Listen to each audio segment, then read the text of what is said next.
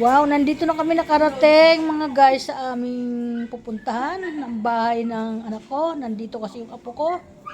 At dinala ko na yung kanyang project na halaman. Ito na po yun.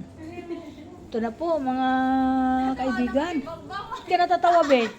At meron din siyang ginawa na sa sarili niyang gawa. Ito po yun oh. Oh, tingnan mo oh. Mga hindi naman po yan mamamatay kasi okay naman yung daw niya, malinaw. Ayun po, putos daw po yan.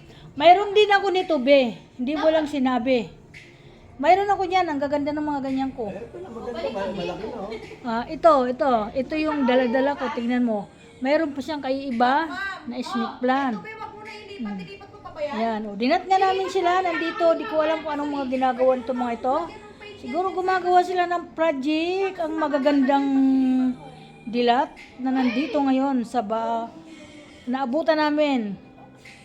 Kasama pala ng apo ko. Akala ko wala siyang kasama, yung pala meron sila. Nandito yung...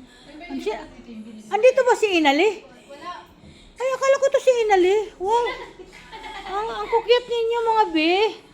Huwag kayong gagala ah. Huwag kayo pupunta sa malalayo ha.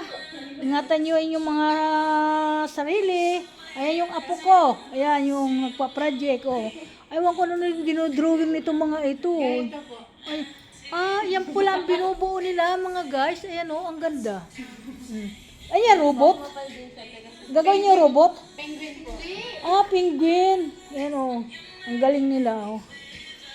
Ano kayo? Tagasan po ba? Tagasan kayo? Dito lang ba kayo magkakalapit? Lahat kayo tag San Mateo. Mabuti naman, nagpupunta kayo dito kasi para hindi nalulungkot oh. Yan, laging ganyan yan. Yan. Tingnan mo, nandito na si Siyang, yung aking asawa. Kita mo, nangingialam agad. Dapat daw sa lamisa sila gumawa. Kasi para daw di sila madistorbo.